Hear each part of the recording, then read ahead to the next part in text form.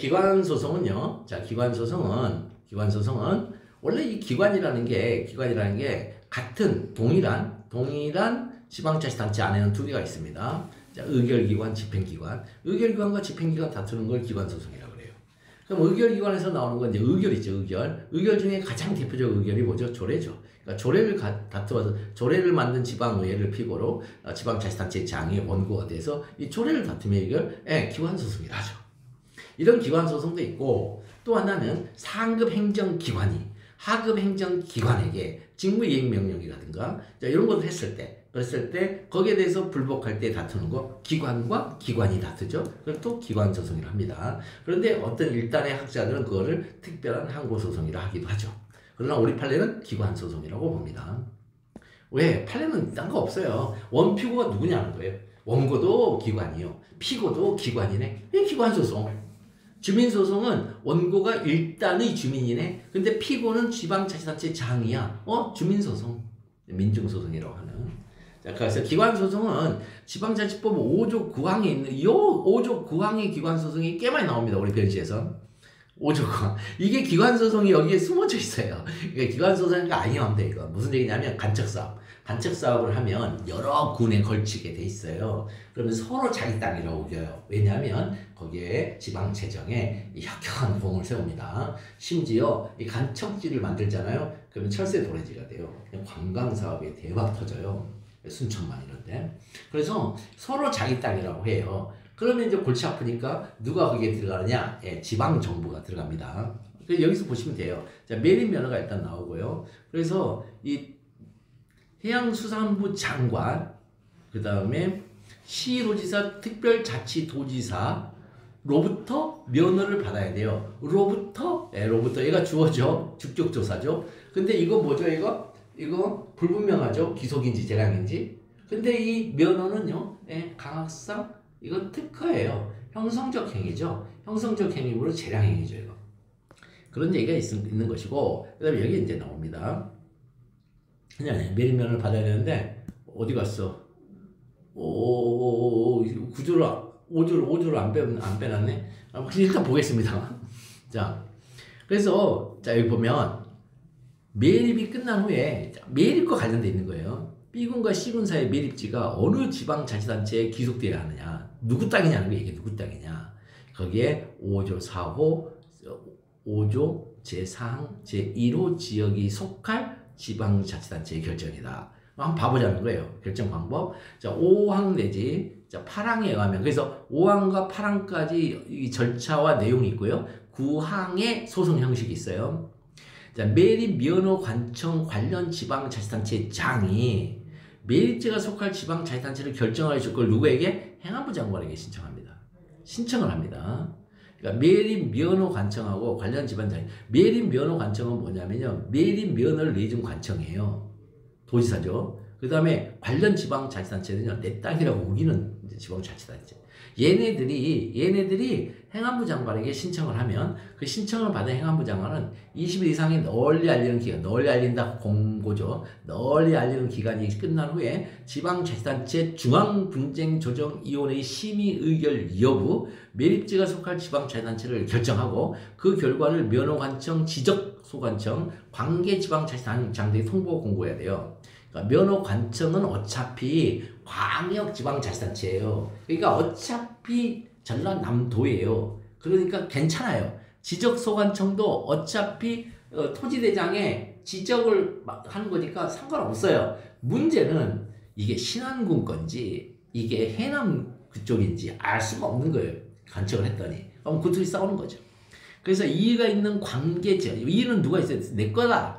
서로 내 거다라고 다투고 있는 지방자치단체의 장이 다투는 방법이 뭐냐? 9항이 있다는 거예요. 자, 관계 지방자치단체 장인 B군과 C군 군수는 행안부 장관의 매립지가 속할 지방자치단체 결정, 이거 B군 거야, C군 거야 하고 이의가 있으면 그 결과를 통보한 날부터 15일 내에 대법원에 소송을 제기합니다. 자, 얘가 원고고 얘가 피고예요. 자, 여기는 지방자치단체죠. 여기는 행안부 장관이죠. 그죠? 그러니까 둘 다 여기는 기관, 여기 국가기관이죠. 기관소송이죠.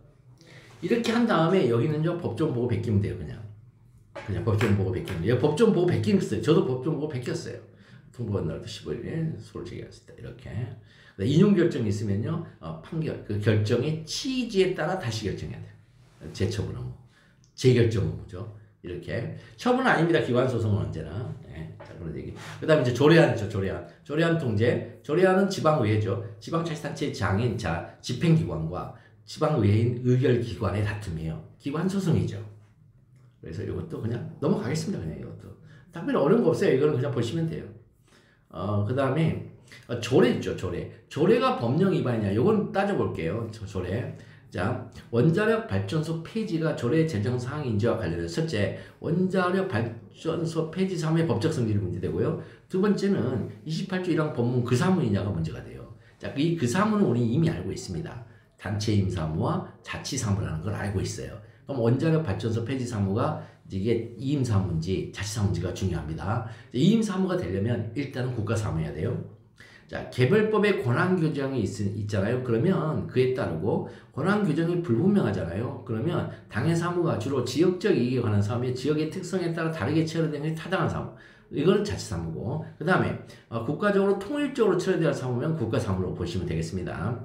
앞에 무슨 이익이잖아요. 요거는 별 의미가 없습니다. 이거는 알 수가 없어요, 사실은. 그러니까 우리는 이제 사안포석을 하실 때는 지역의 특성이 중요하고 여기 국가적 통일적이냐 이게 중요합니다. 이렇게 보면 되고, 그 다음에 비수감지, 비용부담, 수입규정, 감독규정, 지방자치구조 2항과 11조 예시규정인데 지금 바뀌었죠. 이거 13조하고 15조로 바뀌었죠. 지금 자리가. 그래서 이 15조가 국가사무의 열거죠. 이거 그러니까 열거예요. 예시가 아니고, 그 다음에 지방자치법은 이건 예시죠. 그러니까 예시와 열거로 되는데 이 조항을 본 다음에 요 수입규정 있죠. 요 수입규정이 뭐냐면 변상금이에요. 변상금 수수료를 어디다 내냐는 거예요. 변상금 수수료를 국가에 내면 국가사무, 지방자치단체에 내면 지방자치단체 사무예요. 요거 꼭 기억하세요. 이걸로 푸는 거예요. 이거 사안포석 다 줍니다. 사례에서 그렇게 풀라고. 원자력 발전소 폐지는요, 원자력의 이용에 관한 사무인데요. 요거 지방자치법 15조를 보면요, 15조 제7호에 의하면 원자력의 이용에 관한 사무는 법률에 다른 규정이 있는 경우가 아니라면 이거 지방자치단체의 기술과 재정 능력으로 감당하기 어려운 사무입니다. 안 됩니다. 따라서 이건 국가사무입니다. 그럼 이제 국가사무니까 그 사무가 되려면 어떻게 해야 돼요? 그 사무가 되려면 단체 이임 사무여야 돼요. 기관 이임 사무면은 그 법률 규정으로 별도로 조례로 제정할 수 있다라는 규정이 있어야 돼요. 자, 그래서 지방자치단체가 조례를 제정할 수 있는 사항은 지방자치단체의 고유 사무인 자치사무와 개별 법령에 의하여 지방 단체에 이임된 단체 이임 사무의 하나고, 이게 장에게 이임되거나 기관이죠. 장은 상위 지방자치단체 사무가 하위 지방자치단체의 장에게 이임된 기관 이임 사무에 관한 사항은 원칙적으로 조례 제정 법에 속하지 않는다. 이 조례로 정하도록 특별히 이임되지 않는 한. 원자력 발전소 폐지 사무는 국가사무가 맞다. 국가사무는 원칙적으로 조례 제정법에 속하지 않냐 예외적으로 개별 법령으로 조례 제정이 가능하도록 규정할 수가 있어요. 이 규정이 있으면 가능한데 그 규정이 없어요. 지금 보이지가 않아요. 따라서 본문의 그 사무가 아니죠. 따라서 그 사무가 아닌데도 조례를 제정했으므로 법령 위반이죠. 그래서 이건 승소 가능하다. 이렇게 쓰시면 되겠어요. 그러니까 흐름을 기억하세요. 이렇게 쓰는 흐름을. 그 다음에 감독기관이 의결 통제하는 방법은 뭐냐 이거. 아까는 이제 지방자치단체는 아무런 이의 없이 아무런 제한 없이 가능하거든요. 심지어 나 기분 나빠 해도 가능해요. 기분 나빠 그래도. 근데 감독기관이 할 때는 문제가 생겨요. 이 감독기관. 그래서 학교 폐지 사무의 법적 성격, 그 다음에 지방자치법상 쟁송수당 이렇게 나는데, 학교 폐지 사무의 법적 성격은요, 자, 지방자치법의 이제 옛날 법조문입니다. 보면은, 자, 이 조례를 제정할 수 있는 그 사건이 지금 그 사무는 자, 자치사무하고 그 다음에 단체 임사무의 하나고, 그 다음에 기관 이임사무에 관한 사항은 원칙적으로 조례 제정법에 속하지 않는다.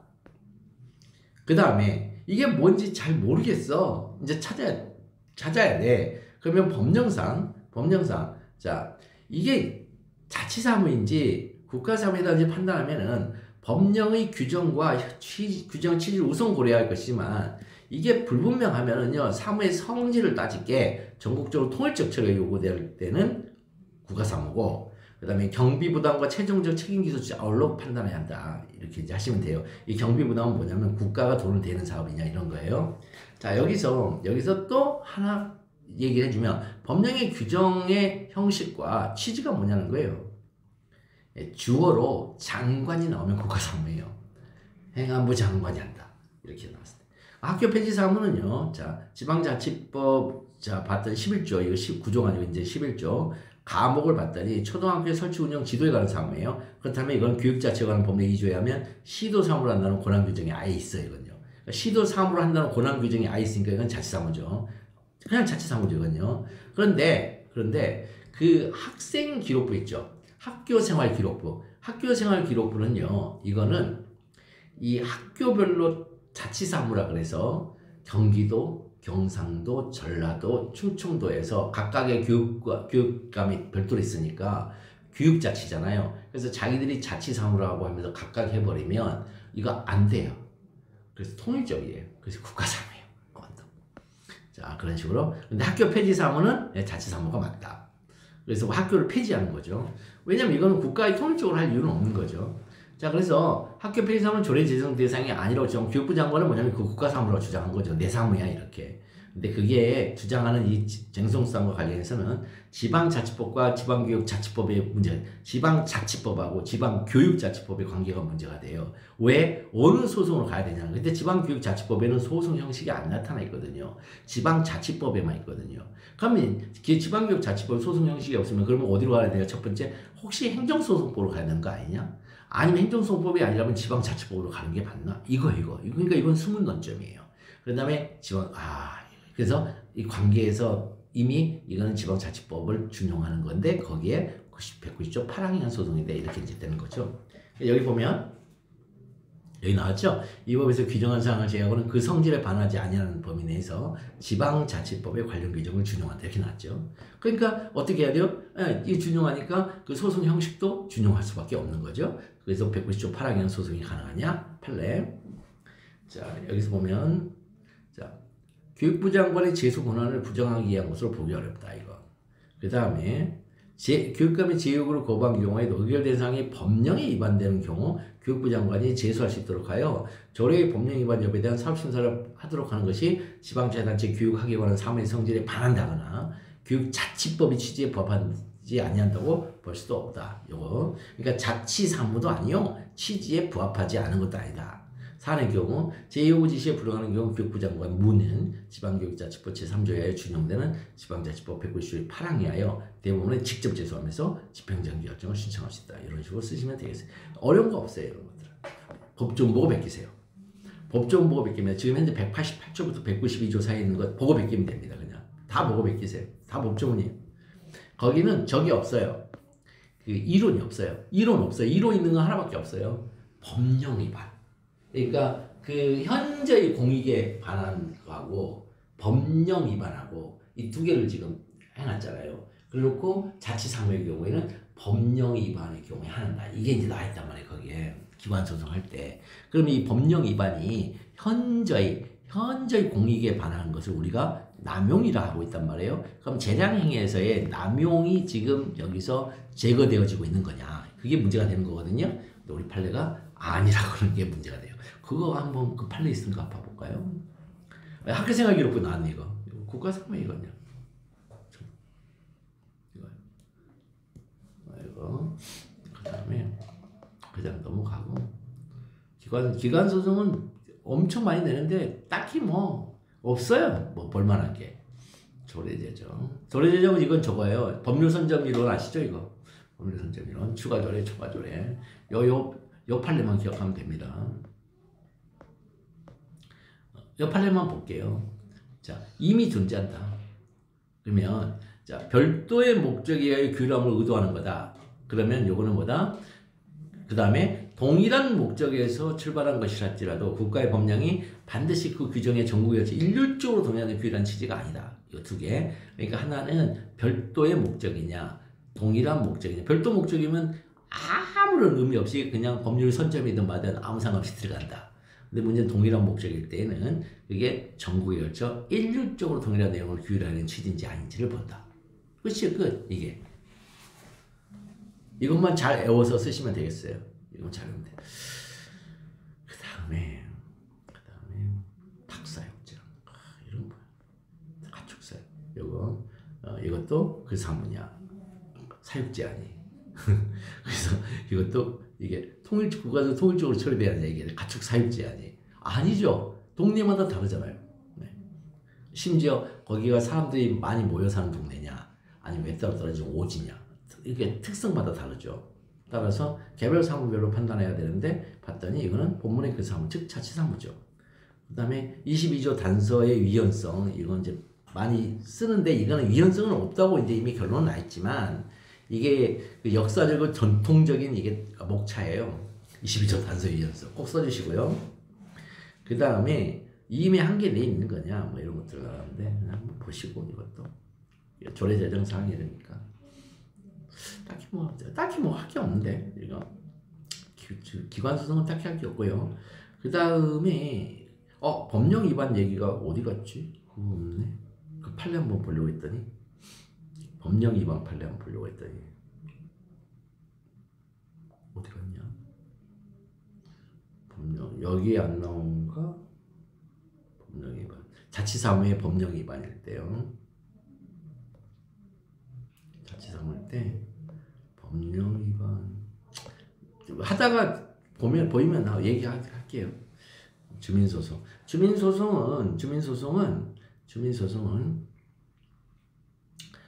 외워야 돼요. 판례를. 주민소송은 판례를 못 외우면 그냥 게임 끝납니다. 주민소송은 판례를 무조건 외우셔야 돼요. 주민감사청구제도는 시험 문제 안 나오고 이건 시험 문제 안 나옵니다. 이건 낼 수가 없어요. 왜냐하면 이거는 우리 적이 아니에요. 우리 소송이 아니에요. 우리 변씨가 하는 소송이 아니고 이거는 행정적인 통제, 행정적 통제. 행정적 통제인데 그 행정적 통제가 이제 사법적 통제로 넘어오는 발단이 되는 것 뿐이에요. 감사청구. 감사하는 건 행정적 통제잖아요. 그 다음에 공급 지출이죠. 이제 지출. 공급 지출에 대해서 자 여기서 뭐냐면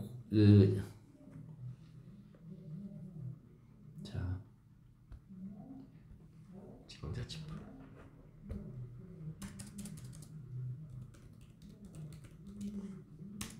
여기 보면 지방자치법 보면 이제 28조인가? 28조쯤일 텐데 여기 보면 이거 법조문이 바뀌었다는 거 이치가 이거요. 요거 13조. 그다음에 이제 15조 국가사무 15조. 이치가 바뀌었어요, 이거요. 요거 15조 여기 15조 바뀌었어요. 옛날엔 9조 11조였거든요. 그것만 계속 저 기억하다가 얼마나 당황했는지. 그 다음에 여기 22조 가면 주민소송이 있어요. 여기 보면은 여기 보면 뭐가 나오냐면 첫 번째 공금의 지출에 관한 사항이 있죠. 두 번째 재산의 취득 관리 처분에 관한 사항이 있죠. 세 번째 여기 보면 셋째 줄에 계약의 체결 이행에 관한 소송이 있어요. 네 번째가 지방세 상류 수수료 과태료 등 공금의 부가징수를 게을리한 사항이 있어요. 이렇게 네 개가 있잖아요. 공금의 지출에 관한 사항, 그 다음에 재산의 취득관리 처분에 관한 사항, 계약의 체결 이행에 관한 사항, 공금의 부가징수를 게을리한 사항이 있는데 우리 판례가 뭘로 나오냐면 공금의 지출에 관한 사항은 지출의 대상이 되는 공금이 뭐냐는 거예요.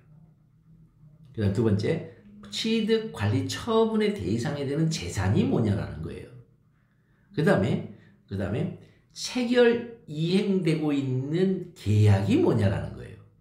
그 다음에 부가징수를 게을리한 공금이 뭐냐라는 거예요. 그래서 지출의 대상이 되는 공금과 부가징수를 게을리한 대상이 되는 공금이 틀려요. 이 판례들을 암기하셔야 돼요. 지금 그거 얘기하려고 지금 제가 한 거예요. 그럼 공금의 지출은 뭐냐 했더니 여기 공금의 지출에 관한 사항이라 하면 지출의 대상이 되는 공금이거든요.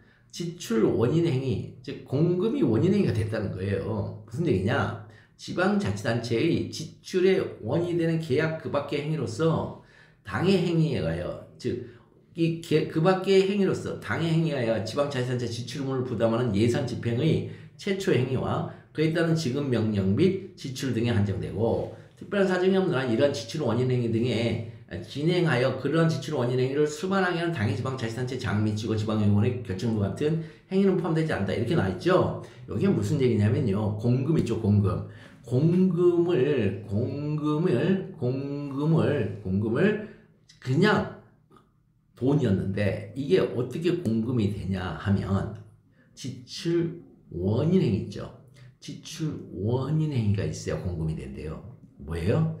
지방의회의 의결입니다. 의결해야 되잖아요. 예산으로 의결된 돈을 공금이라 그래요. 예산이 수반되어서 예산이 수반되는 의결을 통해서 나온 이 돈을 공금이라 그래요. 따라서 이 예산을 통과시켜 달라고 하면서 지방의회에 부탁한 서울특별시장, 그 다음에 직원이 있을 것이고, 그 다음에 그 예산의 의결에 참여한 지방의회 의원의 결정, 이건 전부 다 뭐 한 거예요, 제가? 세금 줄줄줄 세게 만들었잖아요. 그럼 이자들에 대해서는 못 무나? 뭘? 그랬더니 묻지 말아요. 오로지 지출의 대상이 된 공금만 하래요. 무슨 말인지 아시겠죠, 지금? 돌아버리겠네.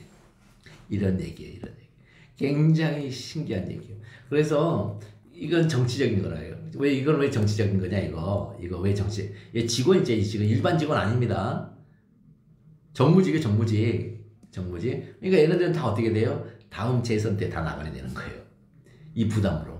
공금의 지출이 잘못되면 다음 재선 때 재선 안 된다, 얘 지금. 보조금 지급행위는요, 이 조례는 뭐예요? 의결이잖아요.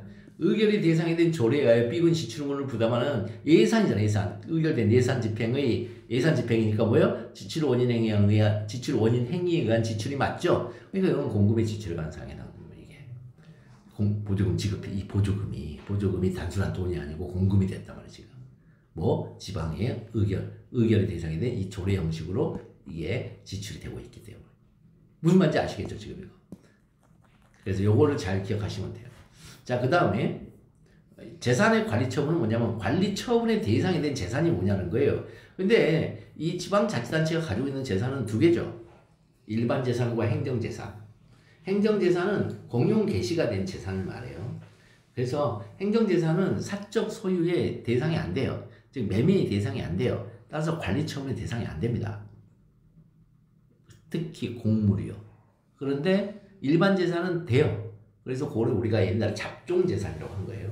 저 최근에 이제 그냥 일반 재산이라고 하고 있고. 그런데 문제는 이게 서초구 사건인데 사랑의 교회. 사랑의 교회가 서초구 사거리가 이렇게 되어 있습니다. 서초구 사거리. 교대역이에요, 교대역인데 여기에 사랑의 교회가 있어요. 여기에 사랑의 교회가 이렇게 사랑의 교회가 있어요. 그런데 이 사랑의 교회 있잖아요, 본당이 있잖아요. 이게 이렇게 해서 이제 저희 지하도를 만들었고, 그 다음에 여기 들어가서 딱 들어가잖아요. 그러면 이제 예배를 보러 가야잖아요. 예배가 여기 돼 있습니다. 이 도로 밑에 있어요. 이 도로가 여기 뭐예요? 여기는 여기 받아야 되죠. 예. 이게 도로 조명 허가를 받아야 돼요. 도로는 그러니까 수직 지하로 내려가거나 위에 공중가도 다 저거죠. 그래서 우리가 땅을 할 때 위아래로 이렇게 땅을 보는 거죠. 물론 진짜 우주까지 갈 수는 없지만 지하 맹틀까지도 갈 수 없지만 어쨌든 경제적으로 효용이 있는 높이와 깊이는 다 도로죠. 그래서 도로 조명 허가를 받아야 되는데 도로 조명 허가를 받기는 했어요. 근데 도로 조명 허가의 특징이 뭐예요? 일반 사용과 특별 사용의 병존이에요. 그런데 일반 사용이 불가능하고 특별 사용만 된대요. 그럼 이거는 도로 조명이 아닙니다. 이거는 임대행위. 즉 일반 재산처럼 지금 관리 처분이 되고 있어요. 행정재산인데. 그러면 실제로 일반 재산이므로 주민소득의 대상이 된다. 그게 결론이에요.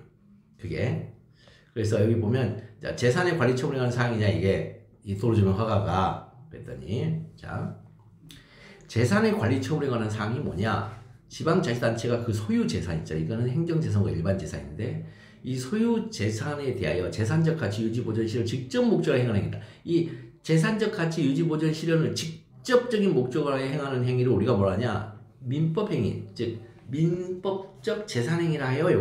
요거 다른 행정청의 목적으로, 그래서 다른 행정상 목적, 다른 행정상의 목적으로 행하는 행위는 설령 그 결과 지방자치단체 재산상 손해를 야기할 우려가 있다 하더라도 이에 해당하지 않는다. 지금 뭐야? 이 재산적 가치 유지 보전 시를 직접 목적으로 하는 건 아니다. 즉 다른 행정상의 목적으로 하다 보니까 이 재산상의 손해가 야기되고 있다. 그건 상관없다는 거예요. 이게 뭐예요? 병존이에요.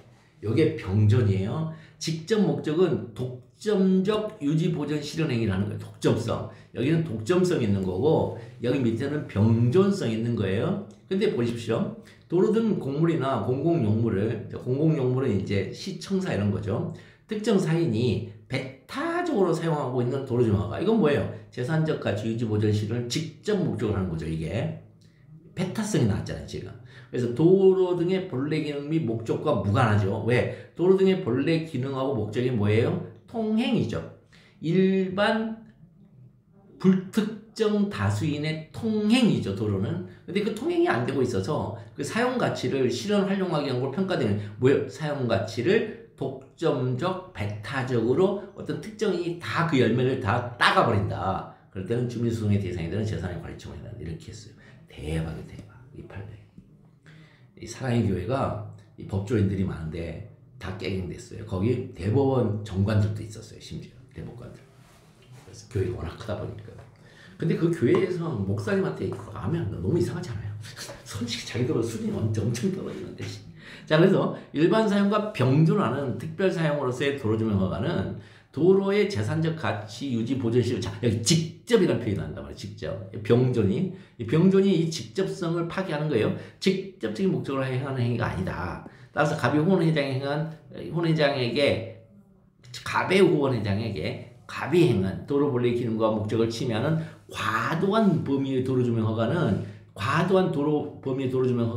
이 과도한 그 범위가 넘어서는 그 넘어오는 배타적이죠. 그래서 일반 사용을 배제하고 배타적인 특별 사용을 허가하는 도로주행 허가이다. 이는 실질적으로, 자, 여기 실질적으로 말이 나옵니다. 판례가 두 개예요. 실질적으로 혹은 결과적으로. 도로의 사용 가치를 실현하려면 뭐냐? 누군가에게 독점적 배타적으로 좀 주는 행위다. 이런 뜻이에요. 이게 굉장히 우아하게 표현했어요. 평가되는 경우에 해당하므로 재산의 관리처분에 관한 사항에 해당한다.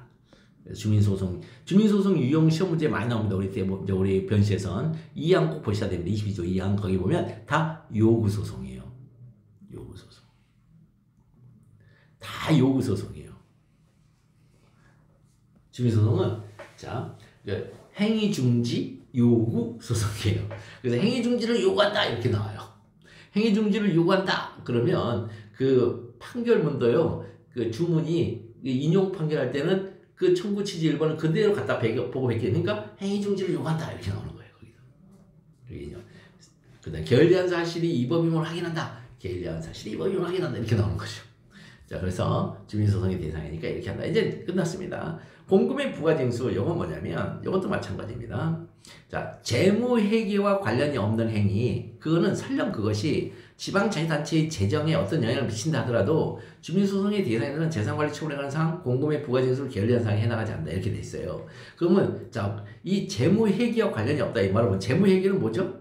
대변과 차변이 있죠. 대변에는 수익이 들어오고 차변에는 비용이 나가는 거죠. 그러면 이 공금이 되려면 지방세 상한요소 과태료가 어디로 지금 되는 거예요? 대변에 이쪽에 쓰여진다 이렇게 되는 거죠. 예, 회계로 쓰는 거예요. 이게. 근데 뭐라고 됐냐 했더니요. 여기에 있습니다. 법으로. 나죠. 지방세 외 수익금.